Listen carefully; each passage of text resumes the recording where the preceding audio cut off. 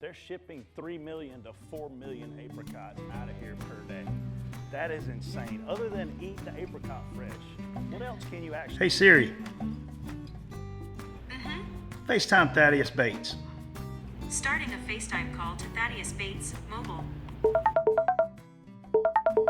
Hello? Hey Thaddeus, what's up? Brett, long time no talk. It has been a while, man. And speaking of long time no talk, I'm sitting here watching last year's Leading the Field videos, and I got to tell you, I want more. You want more what? Man, more agriculture, more farms, more crops, more growers, more of all the good things in life, right? So I need you to tell me where I need to go and what new crops I can try. I tell you what, I got a lot of friends out there that you should meet. You sit tight. I'll be in touch with you in a few days. Sounds good. See ya.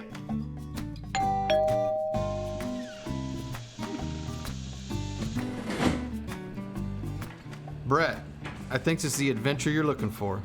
Get out there, get your boots dirty, and call me after every stop.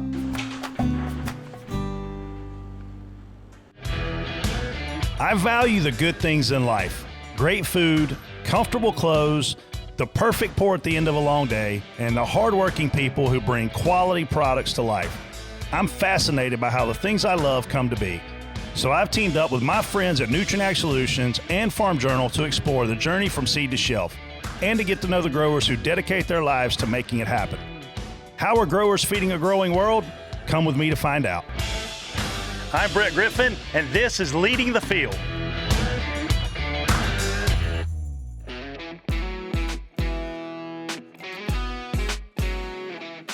I've made it to Mattawa, Washington, home to Dobler orchards and some of the prettiest apples you'll ever see. This farm has been around since the 1970s, and it's run these days by brothers Ryan and Travis Dobler. I love a good apple pie, apple slices on my salad, and we all know the old saying, an apple a day will keep the doctor away. I can't wait to learn more about why this state and this area grows the perfect apple. Let's go find out.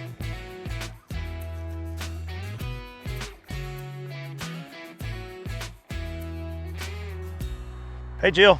Good morning. How are you? Good, how are you? Good. This is Ryan Dobler. Nice to meet you. Good to see you. Travis Dobler. Nice to meet you. Brett, good to see you guys. First time in Washington State right here. So tell me a little bit about where I'm at in the history of this farm. So where we're standing right now in the 70s was a horse farm. So our grandpa came out here and started breaking out a lot of ground in the early 70s. And in fact, this used to be a cherry orchard. It is a cherry orchard now, but he broke that out and planted one of the first cherry orchards down here in the early 70s. 74. 74? Mm-hmm. And then our father actually started an apple orchard across the road with a guy, and that kind of went to you, and that ended us, we moved across here and turned the horse farm into an apple orchard. When I think about Washington State though, I think about a lot of rain, man. We're in the desert. Yeah. There's not much rain on this side of the mountains. So these trees, they don't require a lot of rain, huh? No rain. Rain is usually a bad thing for us most of the time. Yeah, we're all irrigation though. I mean, it takes a lot of water, but we just don't get it. Well, listen, this place is gorgeous. Jill, show us around.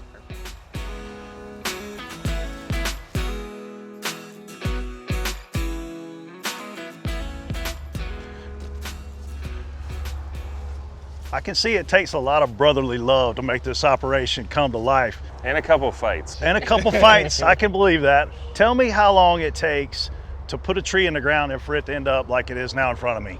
These trees are, the bottom of these trees are about 30 years old. Wow. Why do they grow at an angle? You guys, are you making them do that? So you gotta get more light in there. It's all about light. So, and surface area. Right here, if they grew straight up and down, you'd grow half as many trees. So we're getting twice as many trees per acre, and then laying them all out like that, you get all the sun comes through, bounces back up, you get better color. So when you harvest the apples, you go in and pick them? Yep. Everything's done by hand. So when I see an apple, I see green, red, like what makes an apple amazing? What makes it taste amazing? It's genetics, basically, is what's making it taste amazing. And realistically, we're going away from amazing taste to high color now. Buyers buy with their eyes. You can't eat that piece of fruit in Fred Meyer's before you purchase it. So you walk up to the shelf and there's a red apple and there's a kind of a yellow apple. Well, you're gonna want the red apple. But that apple that has a lot of yellow in the background is actually gonna taste better. If you go back and look at all our old varieties, none of them were very pretty. You mentioned on a walk over here, you guys are organic, right? And there's gonna be a lot of spiders in here. Yeah. Like, what does the organic actually mean?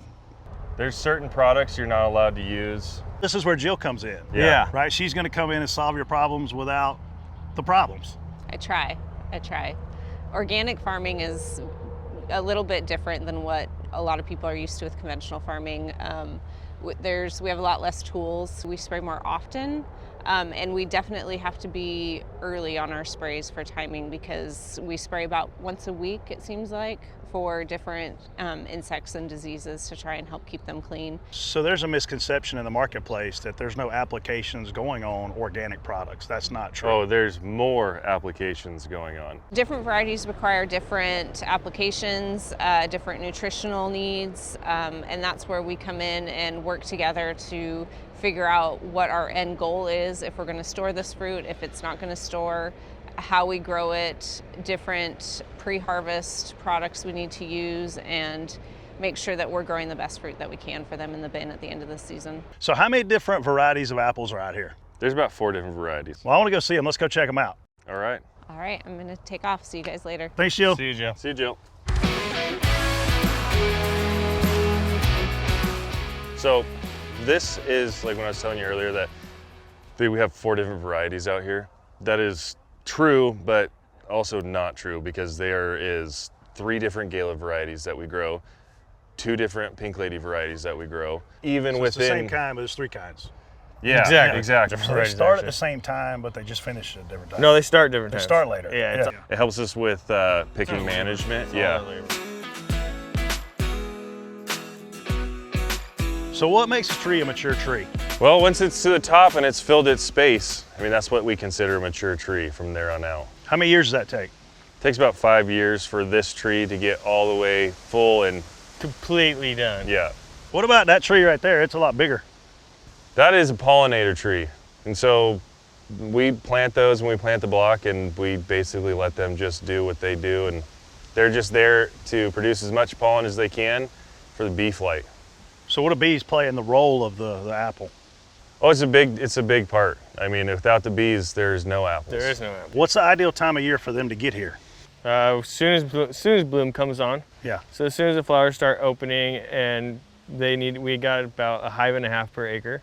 Yeah. Sitting there ready to go. And it's not always the same timing every year. I mean, this year our bloom dates this year are 3 weeks off of last year's bloom dates. So it varies year to year. It's almost like there's no normal around here. There is no normal. Yeah, that is the joke anymore. Everybody's like, oh, this is a weird year. And then we all got to just stop and say, there is no normal year. Everyone is different. Y'all need to make that a country song. I think we can pull it off. I'll play bass. All right.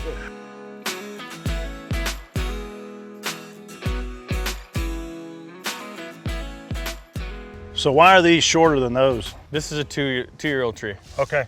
This was not really the right way to say that. This is a 2-year-old graft. Okay. What does a graft mean? So if you see right here, this is an old trunk that is probably about 30 years old.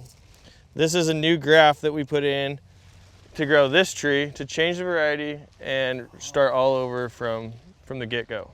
What makes you want to change the graft out? Because there's so many different varieties anymore that if you're not changing something constantly, pretty soon you look back and you're way behind the mark on everything. How do you know when the apples are ready? You cut the apple in half and then you spray the inside with iodine, and that shows where the sugars are moving at inside of the apple. Okay. And typically when you get the apple open, you can get to the seed pocket, and when they're starting to get ready, the seeds will start turning black. This is a hands-on fruit from start to finish. Start to finish. Every apple you eat, someone's touched at least 3 to 4 times. Wow.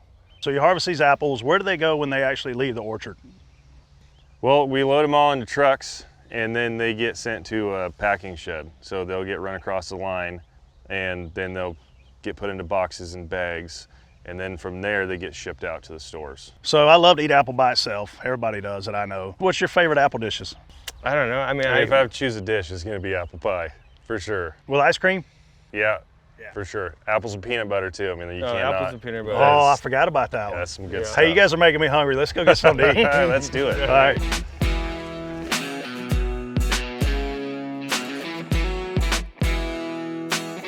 Hey, thanks a lot for the Northwest hospitality. Where I'm from, hospitality is a big deal.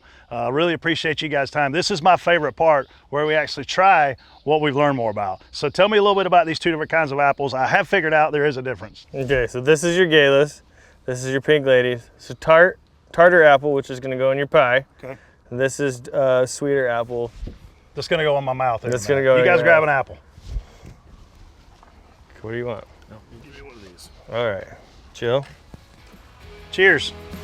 Here's to good apples. Sweet apples. We all pick the same Sweet kind. apples, yep.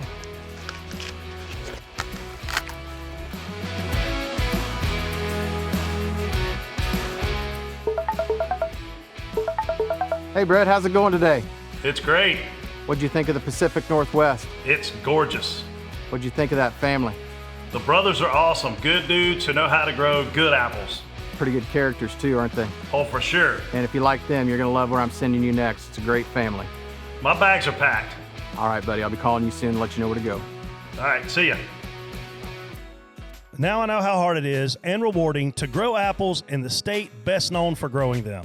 The next stop in our adventure is South Central Florida, where we'll find out how sugarcane is grown, harvested, and turned into the sweet ingredient that's in all of our favorite treats. Let's go and keep on leading the field.